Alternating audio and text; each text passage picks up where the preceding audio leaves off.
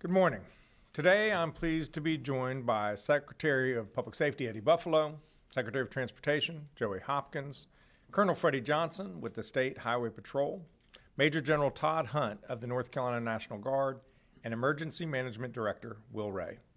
Thank all of you for watching as we share the latest updates on Hurricane Erin.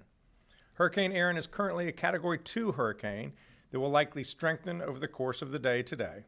The storm remains dangerous and is already impacting lots of people here in North Carolina. Folks on the coast need to take care. Based on the current forecast, we are anticipating coastal flooding from massive waves, tropical storm force winds, and tidal and storm surge for much of the state shoreline, especially the outer banks from this evening through Thursday. Life-threatening rip currents for most of the week. No one should be in the ocean. And extensive beach erosion along much of the coast. Local states of emergency have been declared in Currituck County, Dare County, and Hyde County. Mandatory evacuations are in place for Ocracoke and Hatteras Islands. If you are under an evacuation order, take action now before it's too late.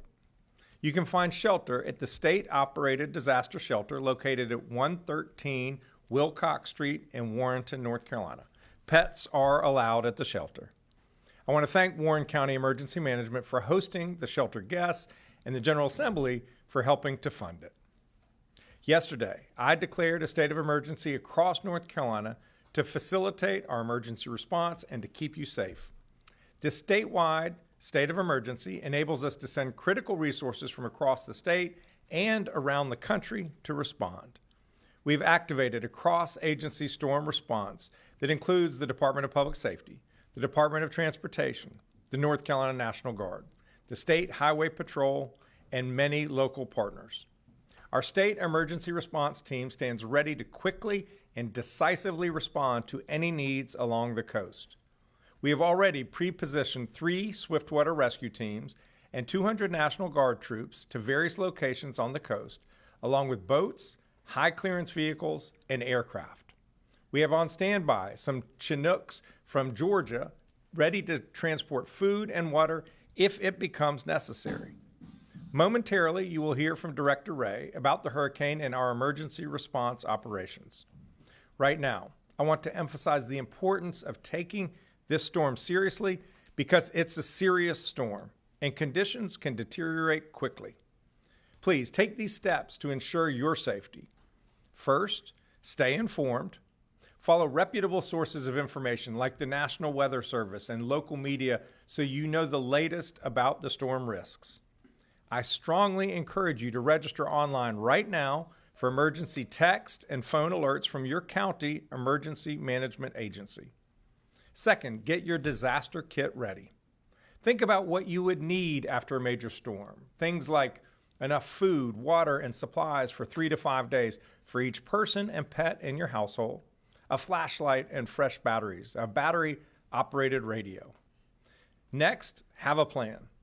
In case you have to evacuate, build a go bag of cash, prescriptions, phone chargers, and important documents like insurance policies and other personal and financial records. Take photos of whatever you own that is valuable in case it gets destroyed. Know your evacuation plan and how to connect with your family after the storm. Write down their phone numbers on a piece of paper if you have not memorized them. Visit knowyourzone.nc.gov for more information. And finally, do not drive through flood waters. Too many people have died driving into flooded roadways. Don't do it. You do not know how deep the water is or how fast it is running. So please, don't drown, turn around. We do not want you to become a casualty of Hurricane Erin. With ocean overwash, we anticipate impacts to our roadways, especially NC Highway 12. For the most up-to-date roadway information, visit drivenc.gov. For more information about the storm, preparations, evacuation orders, open shelters, or other important tips, visit readync.gov/Erin. Our American Sign Language interpreters today are Mark Lineberger and Stephen Holland. Behind the scenes, our Spanish language interpreters are Jackie Matevier and Yasmin Palizzi. At this time, I'll turn it over to Director Will Ray. Thank you, Governor, and good morning, everyone. Erin remains a dangerous hurricane, but as the Governor mentioned, the storm is forecast to remain offshore. While it may fluctuate in strength over the next day or so, Erin will remain a hurricane while making its closest approach to North Carolina late today and into tomorrow. The system is expected to turn northward today and then northeastward tomorrow, gaining forward speed while moving away from North Carolina. A tropical storm warning is now in effect from Beaufort Inlet north to Duck, and a storm surge warning is now in effect from Cape Lookout to Duck. If you've been asked to evacuate, please do so now, before conditions deteriorate and roads become impassable. Do not drive around barricades and do not drive through flooded waters. You cannot judge the depth or speed of floodwaters from inside your vehicle. I want to remind everyone, regardless of the track of the center of the storm, dangerous conditions can be felt far from the eye, especially with a system as large as Erin. Regardless of her track, moderate to locally significant impacts are expected along our coast and expected to peak today and into tomorrow.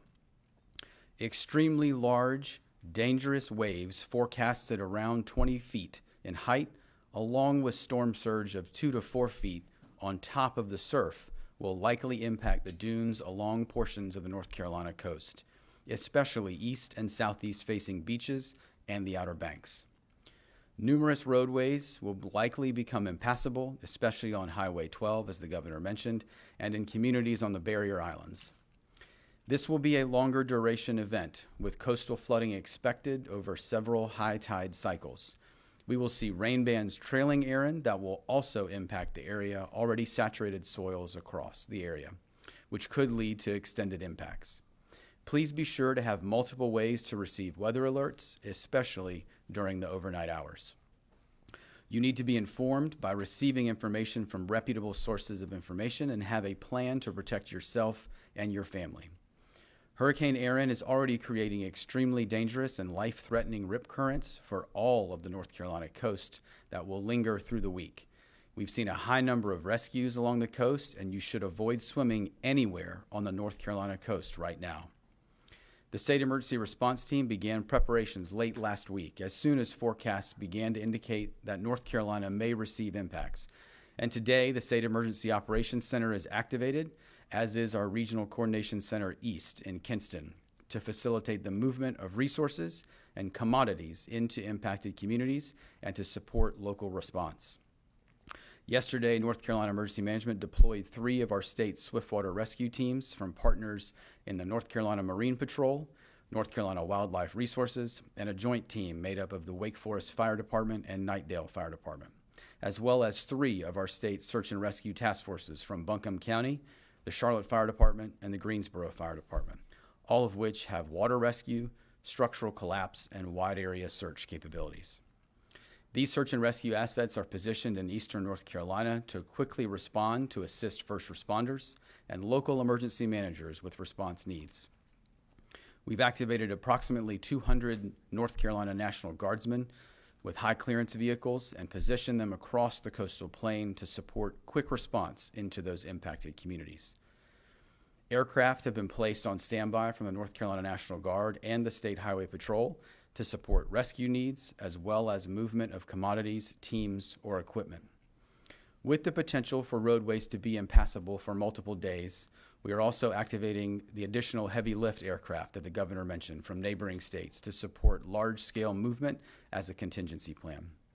Our logistics teams remain ready to support commodity distribution from our warehouses and partners into those impacted areas. Additional local emergency managers and public safety personnel have deployed from non-impacted portions of our state to serve on incident management teams, which will assist those impacted communities. The North Carolina Department of Transportation has equipment and personnel staged and ready to clear roadways along the coast as conditions improve later this week, and the North Carolina Highway Patrol is working to ensure safe evacuation routes and that road closures are put into place when necessary. As the governor mentioned, there have been evacuation orders for visitors and residents in portions of Dare and Hyde counties, particularly Hatteras and Ocracoke, and those orders do remain in place. Anyone in those areas should heed these evacuation orders for your own safety and as well as other direction from public safety officials. For anyone evacuating that needs somewhere to stay, a state-operated shelter is open and is safely located in Warrenton. As the governor mentioned, pets are welcome at this shelter, and you can find information by visiting readync.gov/Erin. Finally, I want to mention that while all eyes are on Erin and its impacts to our coast and those communities, North Carolina emergency management personnel and our local emergency management partners remain also focused on facilitating recovery efforts across Western North Carolina. The Joint Recovery Office remains open in Asheville without interruption, as are the multi-agency recovery centers, which have served over 6,800 Helene survivors to date. Areas in our central part of the state have also recently experienced impacts from Tropical Storm Chantal, and those disaster recovery centers remain open in local communities that were impacted. State individual assistance is available to those Chantal survivors while we await a decision from the federal government on North Carolina's request for a major disaster declaration for public assistance, which would provide additional recovery resources to those impacted communities and our state. Please remain informed and have a plan to protect yourself today, tonight, and tomorrow if you are along our coast.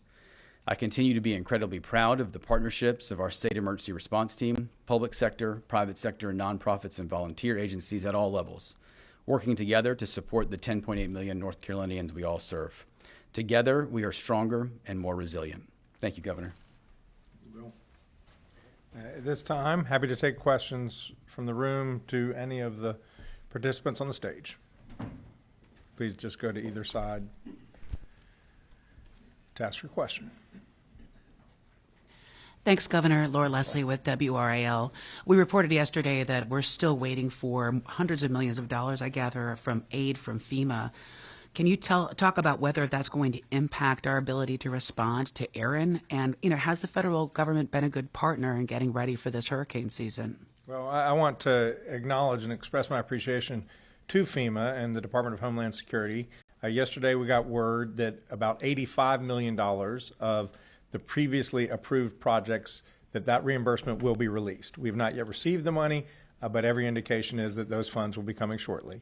Now, we still have $100 million in other projects that are due for reimbursement, and it creates real financial strain, especially for the local governments, but also the state. And so we will continue to work with our federal partners to make sure that the reimbursements are processed as quickly as possible. And then we'll have to wait and see what the impacts are for Hurricane Erin to see whether we need federal assistance as it relates to this storm. Is this taking longer than usual? I think it has taken longer than usual. That's true. And just one follow-up question, and that's about reputable information. You mentioned that, and so did Director Ray. We've seen a lot of misinformation and AI on social media out there about this storm in particular. Is there anything the state can do about that, and what do you recommend that people do in order to make sure they're not getting taken in by scams or other misinformation? I think if you want to truly know what's going on with the storm, I would watch weather channels. I would watch local TV news. I would listen to the National Weather Service. I would go to those sources. I would not get my information from social media. It is just too easy for salacious, really dramatic stories to take root and spread like wildfire, even in a hurricane, because that's what people click on. Don't get your news from social media. If you see something on social media that sparks your interest, just go to a traditional website or news source and find out whether it's true. Thank you. Hi, good morning. Dina Harley with CBS 17. I have two questions. One being, with Tropical Storm Chantal, you did not declare a state of emergency right away because that was not a statewide event, but this one isn't either. So can you explain the difference there? And then the second question, another financial one, we obviously still don't have a state budget, which means the rainy day fund also hasn't been replenished. If you can just talk about, like, state-wise financially how that works for storms like this while we're still waiting for a budget. Yes. In terms of declaring the statewide emergency, this was going to impact many counties. And when we saw the weather projections, we couldn't anticipate how far west it would go. And by declaring that state emergency, it enabled us to leverage a lot of resources. It also allowed us to make changes on our transportation regulations. The Highway Patrol has to, when there's a heavy truck, if they see a heavy truck, they have to stop it and ticket it if it is excessive in size. Well, by declaring the statewide emergency, we could allow the Highway Patrol to let these heavy trucks go on roads that are safe, not on bridges that can't sustain the weight, to pre-position to respond to whatever impacts the storm are. It also enabled us to reach out to our neighboring states. We don't have the big Chinook helicopters that can move food and water, so it allowed us to trigger that as well. That's why we did it. The Chantal was a much more localized event, but then we came to the conclusion that it would help to declare a state emergency to trigger the relief that was necessary for those impacted people. And then what was your other question was on the money? Yes. These guys have enough money in their account to respond to the storm. Clearly, we need to engage with the General Assembly to make sure that going forward, we have adequate resources to respond to storms like this. Thank you. Hi, Brandon Kingdollar from NC Newsline. I wanted to ask what you'd heard from the federal government so far in preparing for Hurricane Erin. Have you gotten any indication that you'll get maybe more cooperation from them than with other storms? In terms of the federal response, the nature of this storm is such that we haven't needed to call upon those resources to respond to the immediate aftermath of the storm. I'll have the director come forward and talk about his conversations with the Coast Guard and the EPA and others. We don't know what the extent of the damage is going to be. If it ends up being substantial, then at that point, we're going to have to reach out to the federal government to help us with the recovery, and we just have to wait and see. I'm hopeful that they will respond favorably. Okay, thank you. And why don't you talk about your response to the federal government? Thank you, sir. So I think just in follow-up, I think a couple of things. We have talked to FEMA leadership over the last couple of days daily about just impacts, what we're planning on, anticipated gaps or barriers, and what we may need. And so I think have very good open dialogue with senior FEMA leadership right now if there should be a need, as well as out of our regional headquarters that's based in Atlanta. At this point, as the governor said, I think we're not anticipating significant federal resources to support response. I think as we move through the event, we will continue to reassess that. I think it's also important to note that here in North Carolina, and I think you've heard us talk about this before, we have what's called a FEMA integration team. So we actually have a small team from FEMA across their different parts of their agency that are embedded here with our team every single day. We work alongside with them, so they are here daily working with us. We also have some specialists from the National Hurricane Center that are also embedded with our weather team day to day. I think as the governor mentioned, I think one of the areas we are looking at that often impacts coastal events is when we see some of the coordination around abandoned vessels or derelict vessels, anything that could lead to hazardous materials being in waterways. And those are conversations we've been having over the course of this week with the various federal agencies, so EPA, U.S. Army Corps of Engineers, Coast Guard, on how we, one, support life safety missions in those impacted areas, but also have the right federal resources postured should we need it to deal with some of the infrastructure impacts there. Or the Governor, Dwan Hogard, WTVD. First things, after the response of Helene, and even now how folks there in the western part of the state are still recovering right now, what lessons have you learned from that major event, and how are you applying it to Hurricane Erin? And then secondly, I know you guys are having those conversations at the federal level. A lot of folks in the western part of the state were probably expecting something a little bit more, maybe from a state and federal level. How confident are you that the state will get what it needs from the federal government if you have to make that phone call?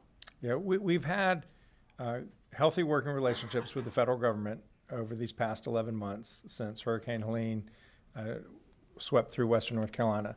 In terms of the extent of federal support, it has not met the need. If you aggregate all of the different types of federal relief we've gotten, whether it was through FEMA or the U.S. Department of Transportation or the Army Corps of Engineers or whatever Small Business Administration, we're at about 8% of the overall damages, which was $60 billion. So we're grateful for every dollar that we get. But when you look at historically other major storms, the average is in the 40% range. Some storms got upwards of 70% of the overall damage in support from the federal government. So the federal government has not met the moment.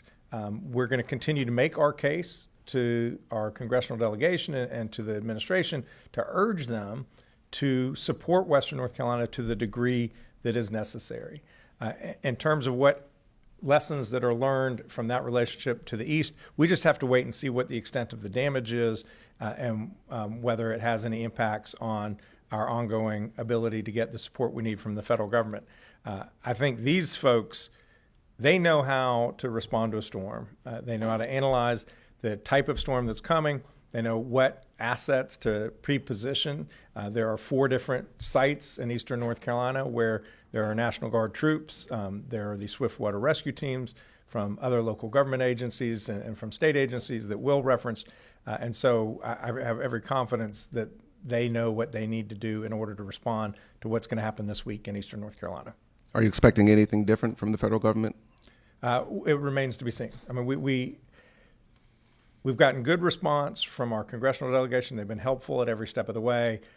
We now are at the next stage, which is we need a lot of help for Western North Carolina, and we hope that that funding will come. Thank you. Well, Hey, Governor Will Doran from WREL. You spoke about the concerns with Highway 12. Director Ray spoke about that as well. And I don't know how many hundreds of millions of dollars the state has spent on that one specific road in recent years, but are there broader conversations that we need to be having about the viability of those roads or other coastal roads so that there isn't as much damage every single time we get a hurricane coming through? yeah, well, we'll just obviously have to wait and see what the extent of the damage is with this storm. Look, people love our Outer Banks. It's a national treasure, and you need to be able to get to them. We have ferries that take us to the islands, but this is an important road for North Carolina. There's so much so many people live there. There's so much tourism dollars that goes on that road. It is an important asset to the state, and we need to do everything we can to protect and preserve it. And I'll see if Secretary Hopkins wants to add any words on NC-12. Yeah, thank you, Governor. First of all, I would agree. NC-12 is the interstate of the Outer Banks, and it's important that we keep it viable. We keep it where the goods, commodities, the tourists, and the residents can use it. Longer term, we are doing a number of studies, working with some the institutions, the educational institutions in the state, and also the local governments, looking at our assets out there and what we need to do as far as potentially making it more resilient, potentially relocating to a higher area and what we can do there. And there'll be ongoing studies as we move through, not just with NC-12, but also our ferry assets out at Ocracoke and Hatteras and other points on the Outer Banks. Hey, Governor Patrick Thomas with Spectrum News 1.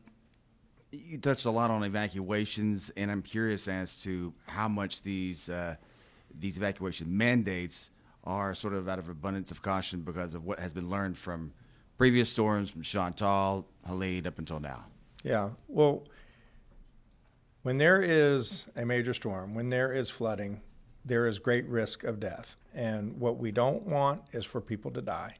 And the local governments were the ones who declared the evacuation orders. They know their community, their geography, their evacuation routes the best. So we are supportive of those orders. We're going to do everything in our power to keep people safe. If you are on one of the 2 islands, Hatteras or Ocracoke, and can get off still, the ferries I think are running for another hour or 2, we urge you to do that. And if you have not evacuated, make sure you batten down the hatches. And Governor, as a follow-up, what is your real level of confidence that FEMA will answer the call for what has already happened with Helene, but also because of what happened in Kirk County, Texas, and the slow response, that if anything does come of this with Hurricane Erin, they'd be able to help the state of North Carolina? Clearly, there's a lot of turmoil or consternation in Washington about what to do with FEMA. I mean, the president initially declared he wanted to get rid of FEMA. He's created a FEMA review council. I think the latest indication is that they're going to keep and reform FEMA. That is an outcome that I heartily embrace. There are things we can do that will help FEMA serve our people better. But we absolutely need the partnership of the federal government. These storms, this one appears to be localizing on North Carolina, but many of the storms hit an entire region. The scale of these storms are massive, $60 billion in western North Carolina from Hurricane Erin. Those kind of resources don't exist in western North Carolina to respond. Heck, our state 2-year budget is $66 billion.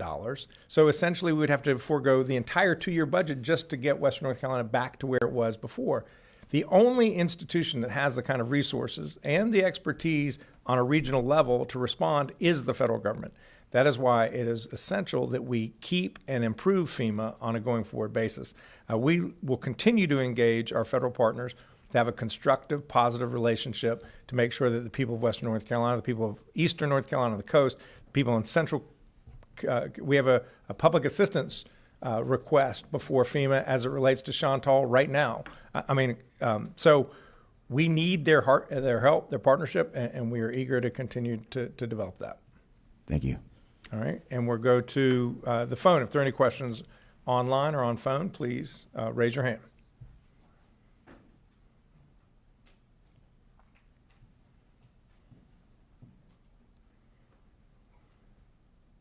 Zachary Turner, you raise your hand.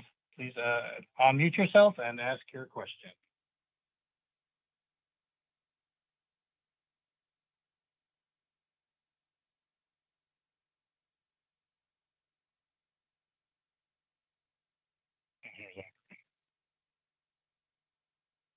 Zachary, we can't hear you. If we can't hear you.